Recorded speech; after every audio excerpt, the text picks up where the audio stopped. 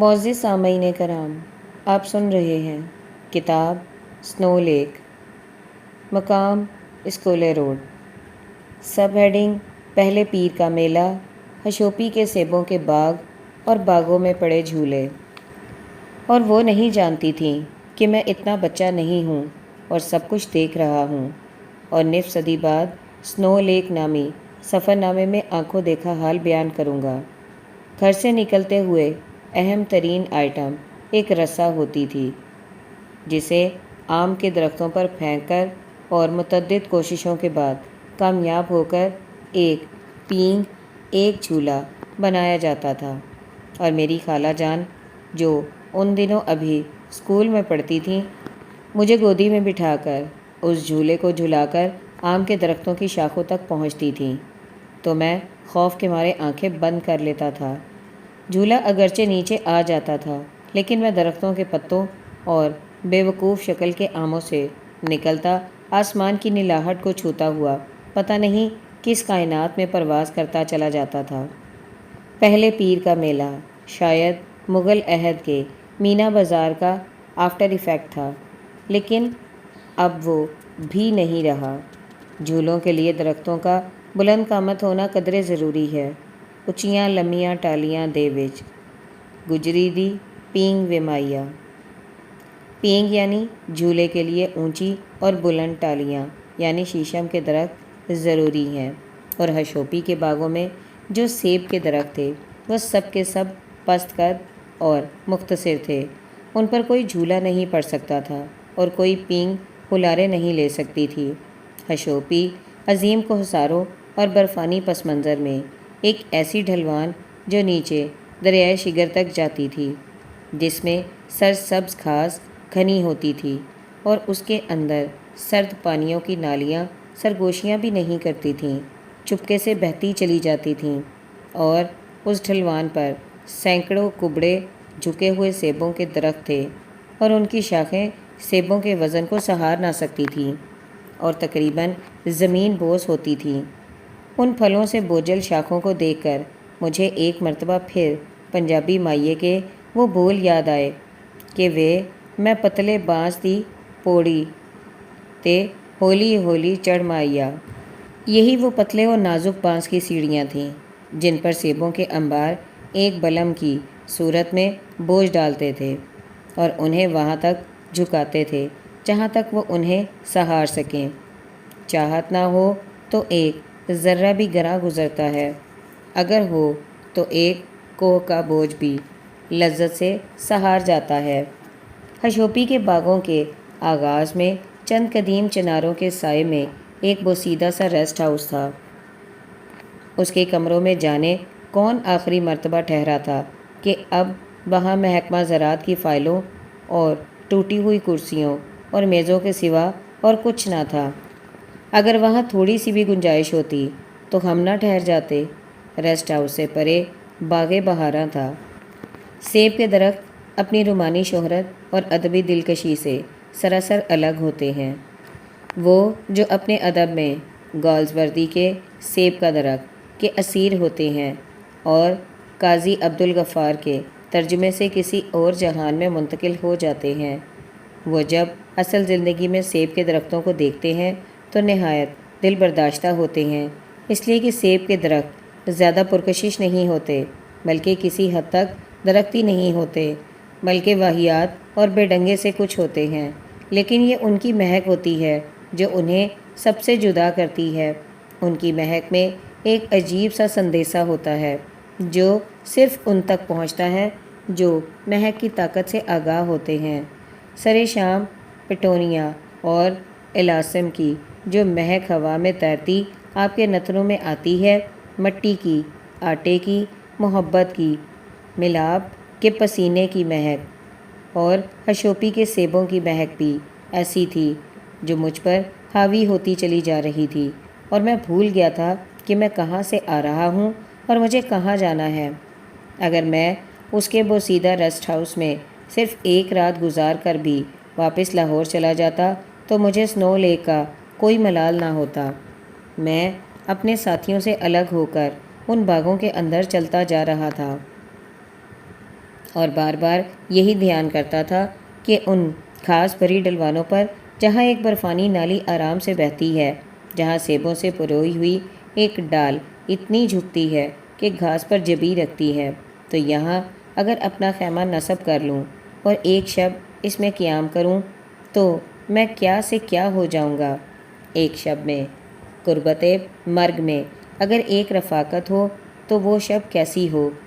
اگرچہ محبت کرنے والے کم نہ ہوں گے، لیکن قربت مرگ میں کون کسی سے محبت کر سکتا ہے سوائے ایک نرس کے جو ایک ڈیوٹی کے طور پر آپ کو مناسب دوائیاں کھلا دے یا نیند کے لیے ایک ٹیکہ لگا دے۔ ہشوپی کے باغوں میں شاید ان کی مہک کسی بھی محبت کا متبادل تھی۔ وہاں ایک مکمل تنہائی میں بھی ایک شب کا قیام تمام تر محبتوں پر حاوی ہو سکتا تھا۔ میں اس برفانی مہک کے باغ ارم سے واپس آیا تو یوسف شہتوت کی شاخوں سے بنی ہوئی ایک ٹوکری میں خوبانیوں کے زرد سورج سنبھالے کھڑا تھا۔ صاحب کھائیں گے؟ کیوں نہیں کھائیں گے، لیکن یہ کہاں سے آئی ہیں؟ صاحب آپ تو جانے کہاں گم ہو گئے تھے، بہت دیر آپ کا انتظار کیا۔ ادھر ہشوپی میں صرف سیب کا باغ نہیں ہے، خوبانی کا بھی بہت خاص درخت ہے، ایسا کہ پورے بلتستان میں نہیں ملے گا، وادی شگر سے بھی زیادہ خاص۔ ہاں صاحب، اسے زراعت والوں نے تیار کیا ہے۔ میں تو آپ کو نہیں جانتا، لیکن آپ کے ساتھیوں نے بتایا تھا کہ آپ ٹیلی ویژن پر آتا ہے، تو ہم نے زراعت والوں کو روب ڈالا تو انہوں نے آپ کے لیے تحفہ دیا ہے۔ یوسف کے ہاتھوں میں وہ ٹوکری ہشوپی کے باغوں میں ابھی تک میرے ذہن پر نقش ہے۔ میں نے ایک خوبانی اس ٹوکری میں سے اٹھا کر کھولی، اسے منہ میں رکھا تو اس کی زردی میں جو گہری مٹھاس تھی، اس نے ہزاروں برس سے جو میرے اندر آریاؤں کا سومرس تھا اس کا نقشہ ہی بدل دیا۔ تب میں نے دیکھا کہ زینیا کے سرخ دمکتے پھولوں کی ایک کیاری کے کنارے بکا بیٹھا ہے۔ یہ وہ زینیا تھے جن کے بارے میں مجید امجد نے کہا ہے کہ انگاروں کا روپ، جیٹھ ہاڑ کی دھوپ، اور اس چلتے سمے مہکیں تیرے سنگ رنگ رنگ کے رنگ۔ زینیا وہ واحد بڑا پھول ہے جو جیٹھ ہاڑ کی دھوپوں میں، جون جولائی کی جھلاہٹ میں بھی رنگ رنگ کے رنگ دکھاتا ہے۔ لاہور میں، ملتان میں، لیکن انہی موسموں میں اور وادی شگر کی برف سے ڈھکی چوٹیوں کے خنک سائے میں بھی یہ رنگ رنگ کے رنگ دکھا سکتا تھا۔ یہ میری سمجھ میں نہ آیا، لیکن اصل حیرت زینیا کی کیاری میں نہ تھی اور نہ اس کے کنارے بیٹھے ہوئے بکا میں تھی، بلکہ جاپانی ویدا میں تھی جو اس کے سامنے بیٹھی سنگھار کرتی تھی، یعنی اپنے ماتھے پر آئی لٹ کو بار بار سنبھالتی تھی اور اپنا بچوں جیسا ہاتھ آگے کیے بیٹھی تھی، جیسے بکا سے کچھ مانگ رہی ہو، اور بکا کے چہرے پر ملتان کے اولیاء کرام والی روحانی مسرت تھی، اور وہ اسے خوبانی کی گٹھلیوں میں سے نکالے ہوئے بادام ایک تسلسل کے ساتھ پیش کیے جا رہا تھا۔ ویدا ایک شرمیلی جاپانی مسکراہٹ کے ساتھ وہ بادام وصول کرتی تھی اور بیٹھے بیٹھے شکریہ کے طور پر جھک جاتی تھی اور انہیں منہ میں ڈال لیتی تھی، اور ٹیم کے بقیہ ممبران حسد کی آگ میں بھسم ہو کر راکھ ہوتے ہوئے ان دونوں کو دیکھتے تھے۔ اگر جاپانیوں کا ذوق جمال ایسا تھا کہ انہیں ملتانی سون حلوہ پسند آ گیا تھا، تو ہم کیا کر سکتے تھے؟ ہشوپی کے باغ اور اس کا ناکردہ گناہوں کی خواہش والا ریسٹ ہاؤس پیچھے رہ گیا، اور ہم اسکولے کے مسافر آگے چلے گئے۔ جیسے کرمونا کے انلسی قصبے سے اشبیلیا واپس آتے ہوئے مالٹے کے شگوفوں کی مہک بس کے اندر آ کر ٹھہرتی تھی، فرانس کے ضلع شیمپسن میں انگوروں کے باغوں میں سرے شام شور مچانے والے لاکھوں جھینگر دور تک آپ کے کانوں میں گونجتے تھے، جیسے ڈوگ بایزید سے ارض روم تک نوح کے پہاڑ۔ ارارات کی ٹھنڈک آپ کی ہمسفر ہوتی ہے۔ دریائے ماسکو کے کنارے جو برچ کے وسیع اور اتھاہ جنگل تھے، ان کی سفید ہوا ماسکو واپس جاتے ہوئے سٹیمر کے اندر تک آتی تھی اور ٹھہرتی تھی۔ شاید ویسے ہی ہشوپی کے سیب کے باغوں کی مہک نے دیر تک ہماری جیپوں کا پیچھا کیا۔ مقام دریائے برالڈو، سب ہیڈنگ داسو کا پل، میری سلطنت کے عوض ایک گھوڑا اور دریائے برالڈو پر پتھروں کی بارش، 2 ہوٹل، ایک دکان، اور آس پاس بلند اور خشک اور تیز منہ پر تھپیڑے رسید کرنے والی بارش کی طرح کی ہوا اور ننگے پہاڑ۔ دکان پر کو پیمائی کا سامان برائے فروخت کا کلمی نسخہ لکھا تھا۔ میرے پاس گلیشیئر کی لشک سے آنکھوں کو اندھا ہونے سے بچانے کے لیے سیاہ چشمہ نہ تھا۔ آپ کے پاس سنو گوگلز ہیں؟ ہیں۔ ایک نوجوان جو ہماری جیپوں کو رکتا دیکھ کر ایک لالچی جوگی کی طرح پہاڑ سے اترا تھا اور اپنی دکان کھول کر بیٹھ گیا تھا، بولا، ہیں۔ اس نے درمیانے درجے کے سنو گوگلز میرے آگے رکھ دیے۔ کیا قیمت ہے؟ 500 روپیز۔ یہ سنو گوگلز کنکورڈیا ٹریک سے واپسی پر کوئی پورٹر اسے اونے پونے داموں میں فروخت کر گیا تھا اور اب یہ حیدرآبادی بچہ ان کی قیمت ڈالرز میں لگا رہا تھا، ورنہ اسی قسم کی سیاہ اینکیں شالمی اور انارکلی کے فٹ پاتھ پر 20-30 روپے میں دستیاب ہو جاتی تھیں۔ 200 روپے؟ نہیں، اس نے نہایت بیزاری سے ناک چڑھا کر کہا اور دکان بند کرنے کو تھا کہ سلمان آ گیا۔